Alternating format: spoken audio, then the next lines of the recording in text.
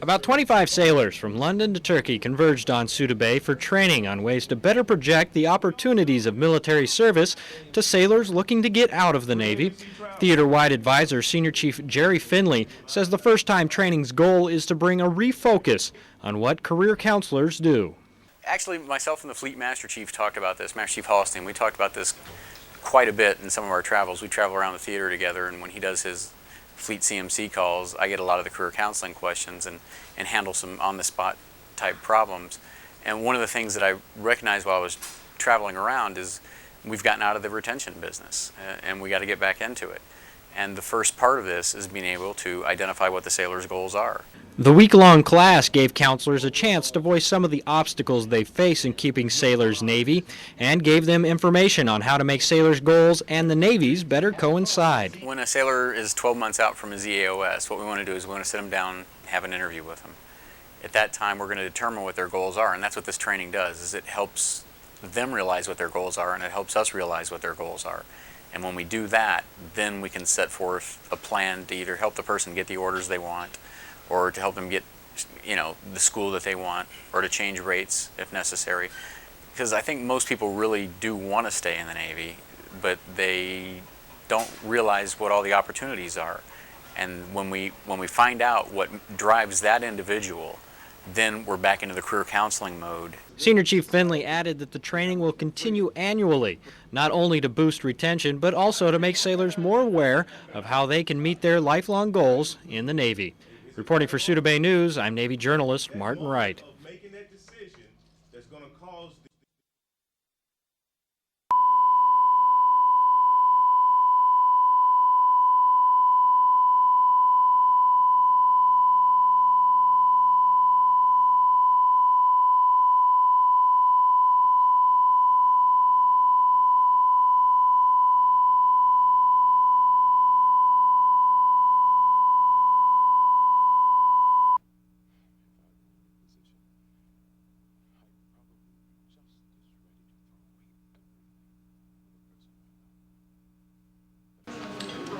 The bees were born after the attack of Pearl Harbor.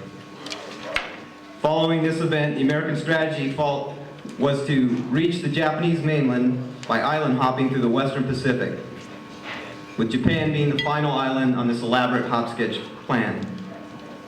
This plan is very much dependent on construction support ashore, specifically preparing beachheads for amphibious landings, filling in mortar craters to allow Amtraks to roll, building airstrips, roads, and camps once the islands were taken.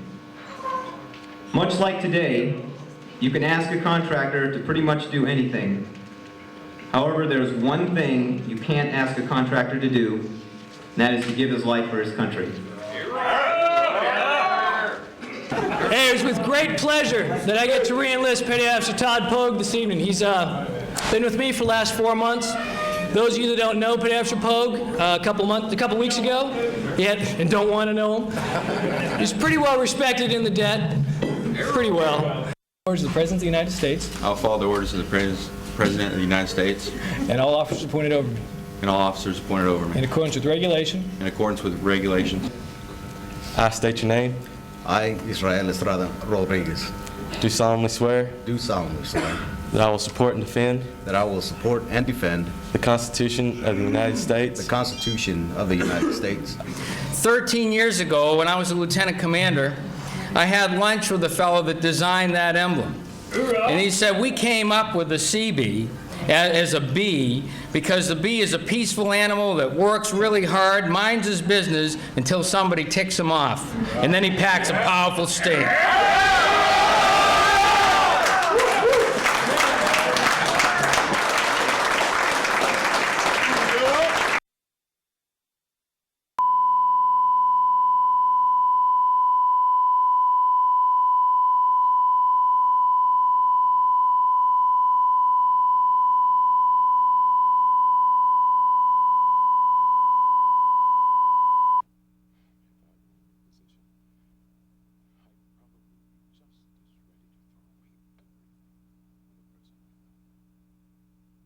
The Suda Bay Vita Tax Center is here to help you with all your tax preparation needs. Suda's Vita reps take away the paperwork confusion and get you your tax refund quick.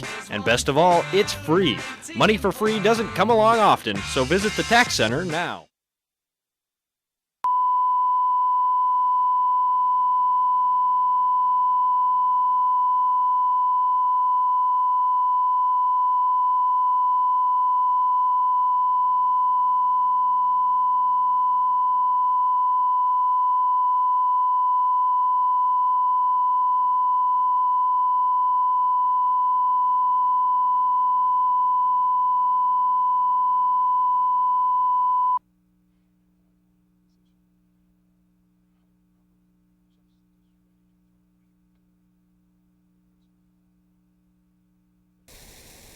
We've all seen this. From movies to commercials, it's the unmistakable trademark of the Navy, launching aircraft. But what about at the other end of the ship, near the arresting gear, that wire that stops the planes?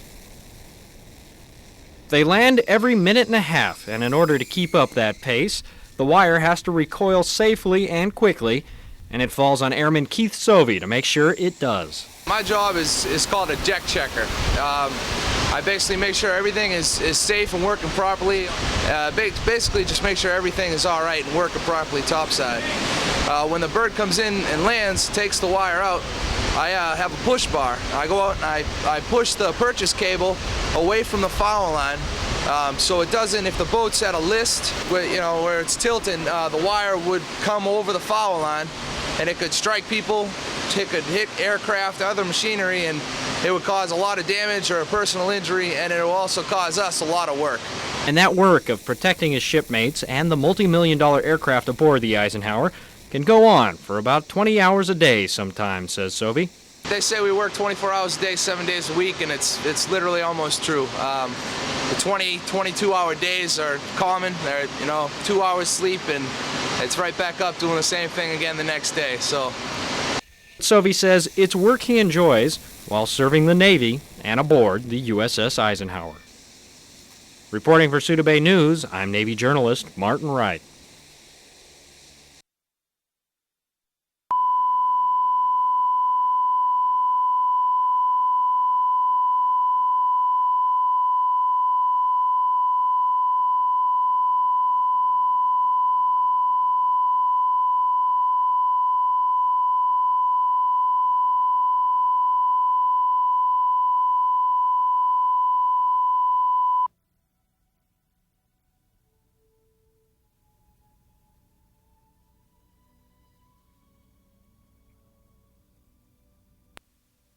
This weekend was all about softball over at the Field of Dreams. 5 teams vied for the top spot in the Special Olympics charity tournament.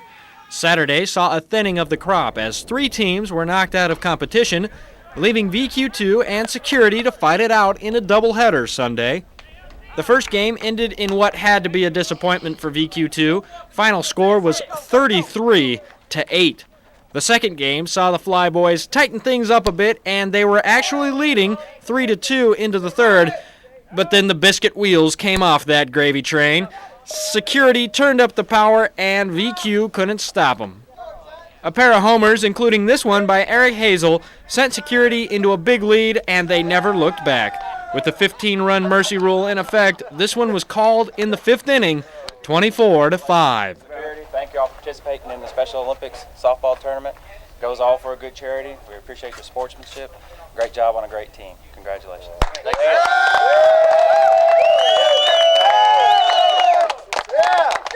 Reporting for Suda Bay News, I'm Navy journalist Martin Wright.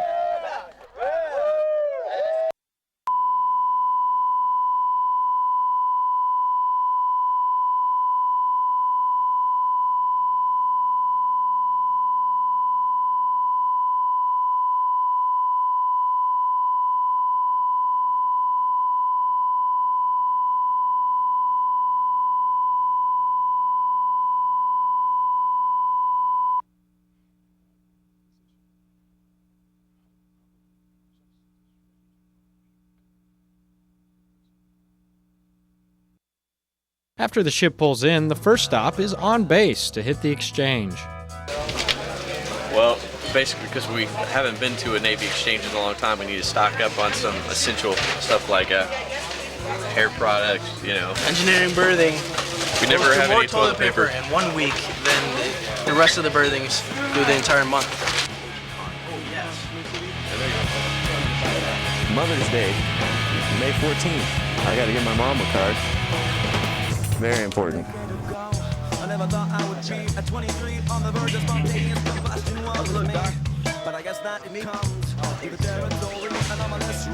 But there is more to a port stop in Suda Bay than just the base. Just got money. Gonna go exchange some American money for him. Get some food. Don't forget, buy some Eros.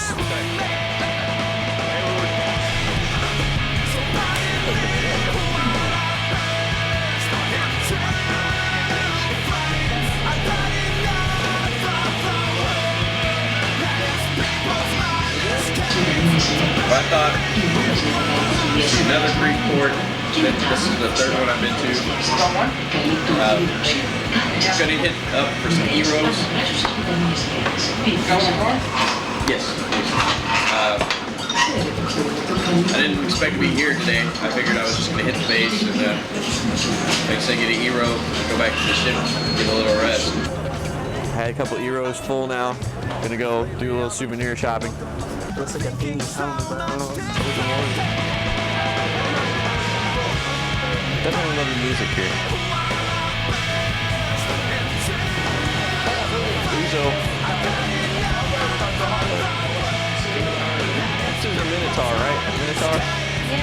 Yeah. Who's this guy? Looks like, you know, party? After a couple hours of shopping, the two returned to their ship to end their first day of liberty in Suda Bay. Reporting for Suda Bay News, I'm Navy journalist Martin Wright.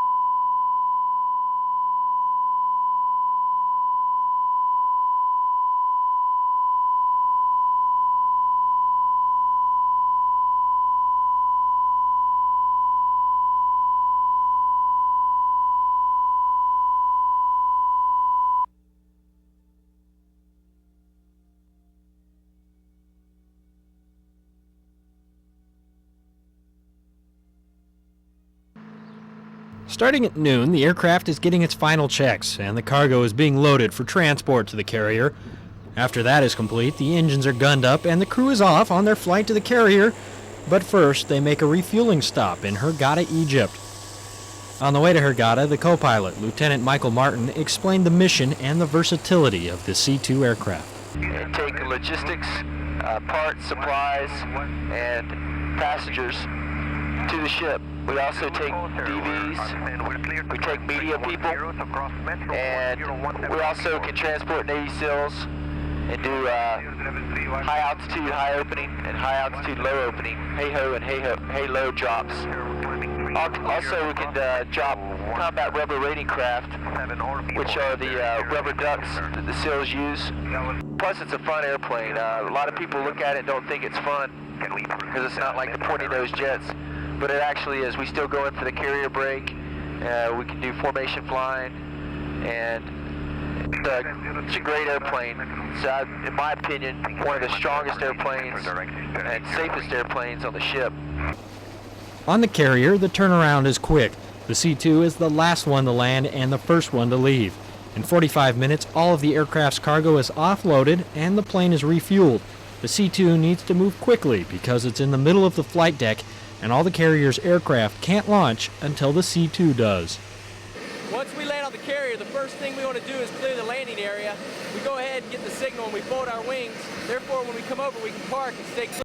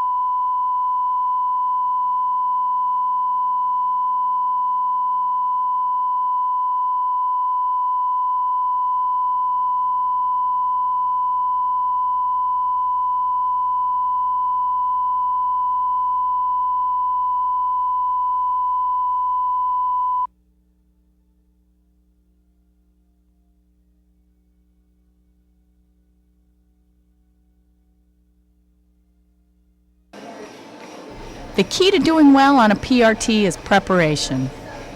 But what if you're not as prepared as you'd like to be? Is it too late? For a quick fix, yes. PRT testing or training should be a lifestyle. You shouldn't just twice a year for 4 to 6 weeks, come in and just basically put your body through torture because you need to either lose weight or you need to get better at running and you need to do well with your push-ups and your sit-ups. There are some things that can be helpful to do whether you're ready or not. The day before, well, granted, you should get a good night's sleep, eat well, and a very good thing, a very important factor because they'll be doing the PRT in June, it will be warm, is hydration. Hydration is the #1 thing. Again, if you aren't ready for next month's PRT, you shouldn't try hurting yourself with the attempt for a quick fix. Make an appointment with Lynn Newark for a personal training program and get it together for December's PRT. Reporting for Suda Bay News, I'm Navy journalist Allison Pittum.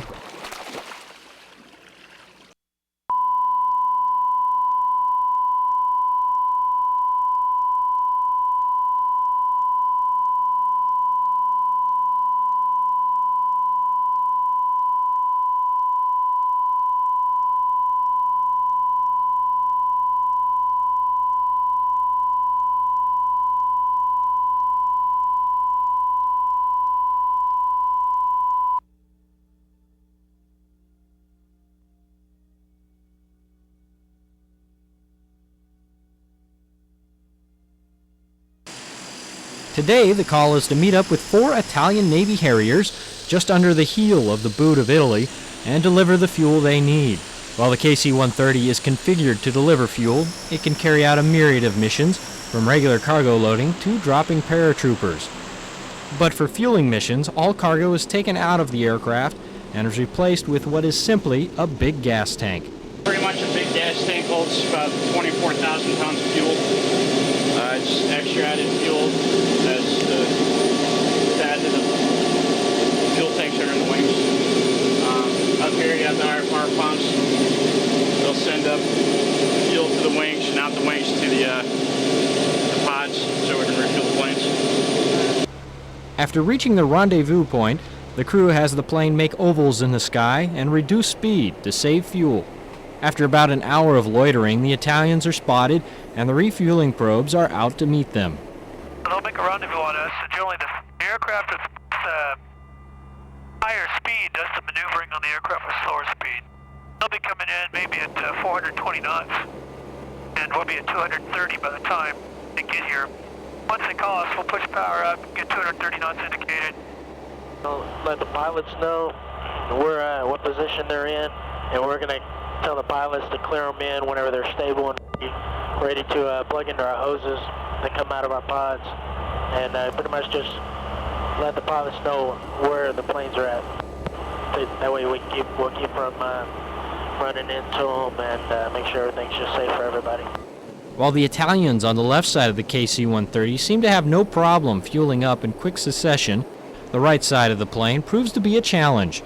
Major Burton says this could be from either pilot inexperience or turbulence. When the last Harrier breaks off, the crew of the KC-130 has delivered 20,000 pounds of fuel in about 15 minutes. Then it's back home for the crew of the KC-130 to prepare for the next day's mission. There's only enough crew members. There's only enough parachutes for every crew member. So you're going to have to, we're going to strap you onto our leg. So whenever we jump out, you won't, have to jump out on your own without a parachute. We have to fly down and catch you or something. So, yeah, we're one parachute shy today.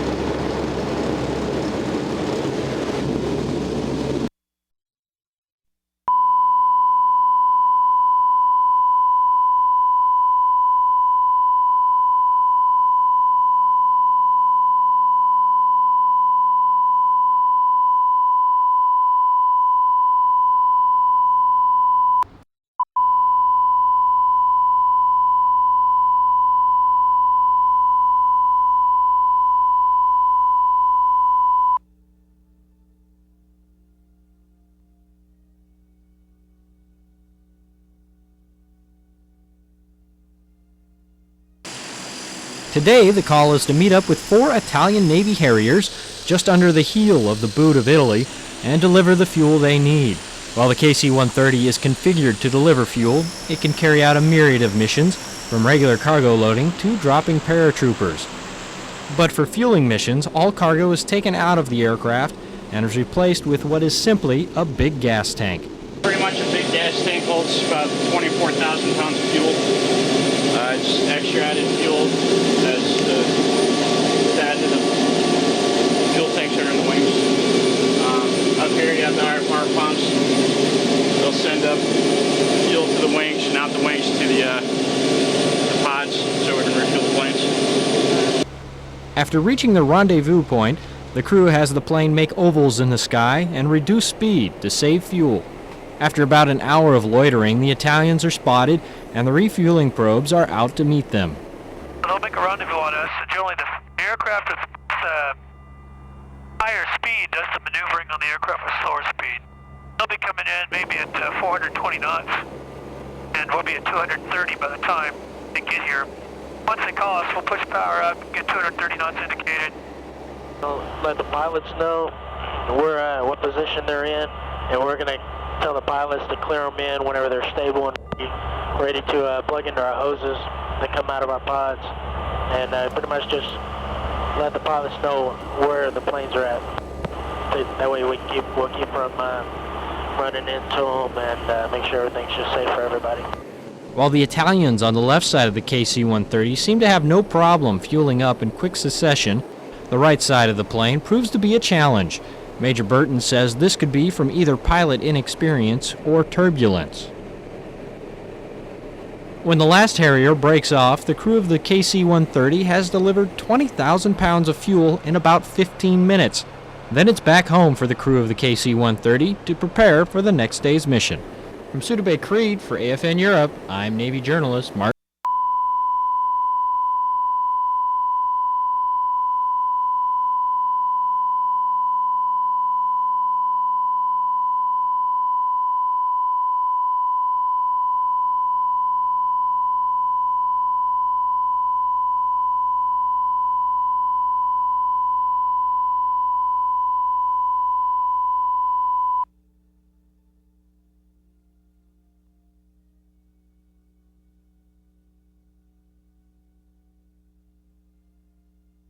I'm an industrial hygienist from Naval Hospital Sigonella. Not too many people know what industrial hygiene is, and what we do is evaluate health exposures in the workplace. Generally, we interview the worker and we talk to the supervisor to find out what the work processes are, the kind of materials you work with, and get an idea on the duration and frequency. And then we, in the case of chemicals and dust, we compare that to established limits to find out if you're working within a healthful limit or not. One of the instruments Mr. Rhodes uses is an air pump collector, which tests the air quality in certain areas. Well, this is an air sampler here. This is an air pump which pulls air through this filter cassette here. And this is designed to trap particulates down to about 1 micron. And we use this to get an idea what the concentration is in the air in the workplace. If there's a question as to exposure or to something that's going on in your workplace, then we can measure for these things. We can take an air pump, sampling devices, and grab a sample of what it is that you're exposed to, and then we, based on the concentration, we compare this to the standard. Mr. Rhodes' all-over inspection found that Suda Bay's stress levels are mild and infrequent, with the biggest hazards being dust and flight line noise. Reporting for Suda Bay News, I'm Navy journalist Martin Wright.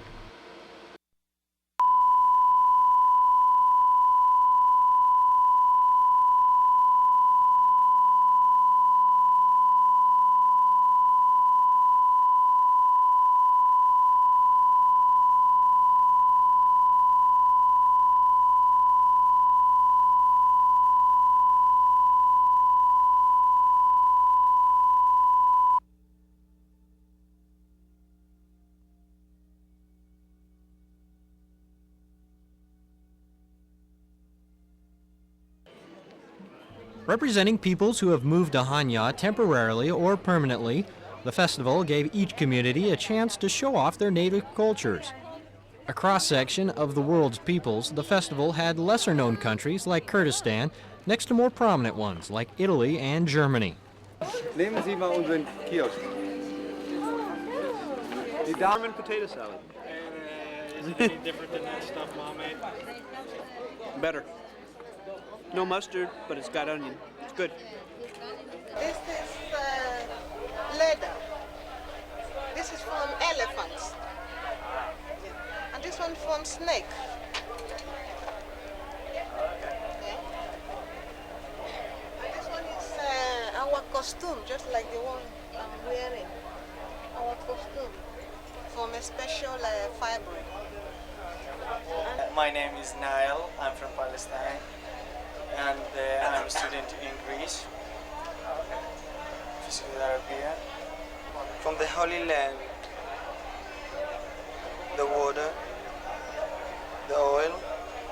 After the group saw and tasted what the booths had to offer, it was a short walk to the nearby amphitheater to see some Scottish dancers.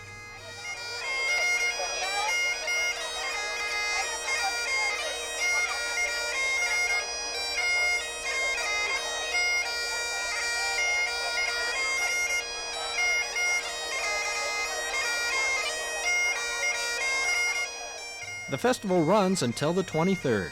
Reporting for Suda Bay News, I'm Navy journalist Martin Wright.